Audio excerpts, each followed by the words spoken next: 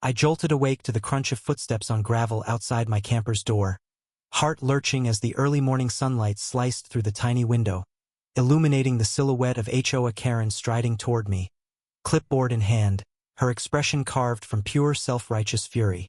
My K9 partner, Rex, stirred beside me, ears perking at the tension in the air. Together we lay concealed in the cramped space of our mobile command post, a custom-outfitted camper where I handled routine state patrol tasks, and Rex honed his detection skills. Karen's voice rang out like a civic alarm. "This camper has been abandoned for weeks. I'm issuing you a citation for trespassing and violation of parking ordinances." My blood roared in my ears. I'd parked here legally under official duty authorization, but Karen's unilateral assumption threatened not only my livelihood but the critical work Rex and I performed protecting our community. Summoning calm, I rose and opened the door, Rex at my side, padded paws firm on the step. Karen's eyes widened at the twitch of his harness-laden frame. Before she could spew another word, I raised my phone and announced, "Good morning. Neighbors live from 87 Pine Ridge Drive." HOA Karen confronts a state K9 trooper and accuses us of abandoning this camper. Let's sort facts from fiction. The camera panned to Karen's scarlet face, her lip curled in disdain, before settling on Rex's poised, alert stance. Comments flooded in. "Is that Rex? This Karen's asking for trouble."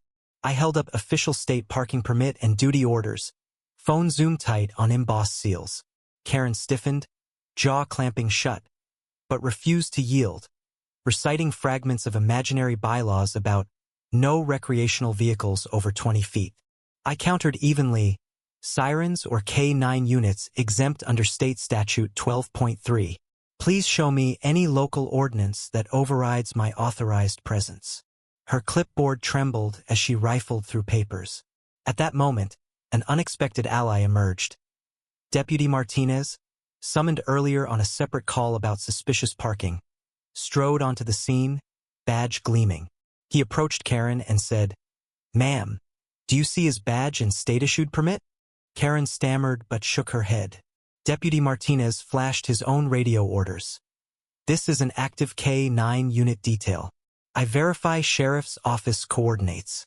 Karen's face drained of color as reality sank in here citation threatened to ensnare a working law enforcement team. Rex growled low, sensing victory. Martinez placed a friendly hand on my shoulder and addressed the camera. "Citizens, this unit is operating within jurisdiction. Any further interference could be considered obstruction of official duties." The live stream chat exploded with support hashtags Karen obstruction and support RK9. Karen's smug posture crumpled as she looked from the deputy to my permit to Rex's unwavering gaze. The real twist came when the county commissioner's SUV rounded the corner, having seen the live feed. Commissioner Lopez stepped out, recognizing Rex and me from previous community outreach events. She approached and announced, "I know this camper Captain Hall uses it every week for outreach and search and rescue training. Karen, this property is critical to public service." Karen's lips quivered as she realized a citation here carried weighty implications. Impeding a state asset, obstructing law enforcement, and defaming public officials. The camera captured her faltering attempt to regain composure, a single bead of sweat sliding down her temple. With a polite nod, Lopez said into my phone's mic, "I'm issuing a formal reprimand to the HOA for false reporting and obstruction. This incident will go on record." As the early morning haze cleared around us, Karen's authority evaporated. She sank onto the camper's step, shoulders sagging beneath the crushing weight of her own misstep. I turned to the camera for a final statement. "Remember, entitlement ends where duty begins. If you've ever seen someone overstep their power, share your story. Did our response rise to the level of justice, or should we have handled it differently?" In the charged silence that followed Commissioner Lopez's reprimand, Karen remained seated on the camper's step, head bowed, her clipboard slipping from her grasp. Around us, neighbors emerged, curious onlookers drawn by the live feed alerts. Phones raised, they witnessed Karen's defeat firsthand. Among them was Mrs. Chun, whose yard I had once inspected for illegal shed placement. She stepped forward, voice gentle but firm, and said into the camera, I never realized how swiftly one person's assumption of power can threaten community service. Thank you for standing your ground. Her nod of solidarity sparked a ripple of applause from assembled neighbors.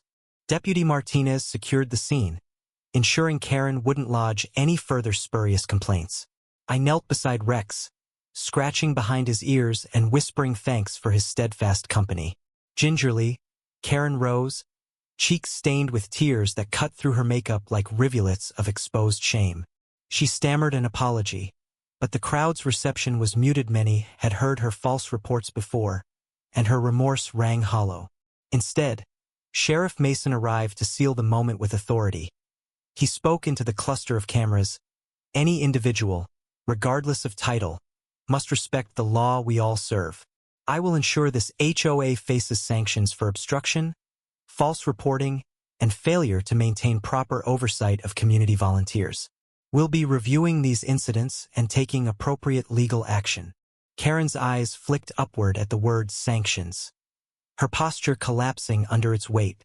In the days that followed, the HOA board, now painfully aware their leadership had jeopardized a state asset, scrambled to mitigate damage. Letters arrived at every homeowner's mailbox apologizing for the incident, signed by a hastily appointed interim board whose members begged for forgiveness. Yet, the shadow of obstruction lingered. Local statutes allowed any citizen to petition for dissolution of an HOA that demonstrated gross misconduct. By the end of the week, I received a flurry of signed petitions delivered to the county clerk, students of civic duty emboldened by a single live stream. The state attorney's office announced an inquiry. The HOA faced potential fines upward of $15,000 for false reporting and obstruction of law enforcement duties. More astonishingly, the commissioner leveraged the incident to propose legislation clarifying protections for authorized state and emergency vehicles parked in residential zones. House Bill 2143, drafted and introduced within 2 weeks, carried bipartisan support. Never before had a neighborly dispute escalated so swiftly into a statewide policy change. When I read the bill's text aloud in a hastily convened press conference, lined by reporters and flashing cameras, I felt the mountaintop clarity of justice prevailing. No homeowners association may impede or penalize any duly authorized government or emergency vehicle, nor file complaints that endanger public safety or obstruct official duties. Through it all, Commissioner Lopez and Deputy Martinez remained stalwart allies. Lopez invited me and Rex to participate in the bill's ceremonial signing, K9 vest and all, underscoring the collaborative bond between community and state. As the governor's pen etched our names into law, I thought back to Karen's first frantic knock on my camper door, the moment that catalyzed a cascade of accountability. Even Rex paused mid-squat to watch the proceedings on livestream. Yet amidst the grandeur, I never lost sight of my community at the grassroots. I organized weekly coffee with the K9 mornings in the park, inviting neighbors to chat over mugs of hot brew while Rex demonstrated detection drills for kids and adults alike. These informal gatherings blossomed into a volunteer network assisting with neighborhood watch, search and rescue training, and outreach to at-risk youth, forging bonds that transcended the single conflict that had sparked it all. Concurrently, the county's oversight committee recommended a transparent review process for any HOA complaints, a publicly accessible online portal, mandatory mediation steps before citations, and an annual training for HOA board members on legal boundaries and community liaison skills. I served as a consultant, advising on K9 team needs and legal nuances, ensuring that no future Karen could repeat the same overreach. By summer's peak, the county hosted an authorized vehicles celebration, an event honoring service vehicles from fire, EMS, police, and K9 units. My camper sat on display like a parade float, festooned with bunting, and Rex by my side, wagging his tail as crowds admired the custom rig. Karen's name was conspicuously absent from any formal mention, her legacy reframed not as a community builder but as a cautionary tale of hubris. In quiet moments, I walked past the camper at sunset, Rex's harness gleaming against the soft orange sky. I closed my eyes, inhaled the scent of pine and engine oil, and felt profound gratitude for how a single confrontation transformed our neighborhood from a battleground of petty grievances into a model of cooperative governance and mutual respect. If you've ever witnessed a power grab thwarted by unity and lawful action, share your experience. You believe public accountability or discreet diplomacy yields better outcomes.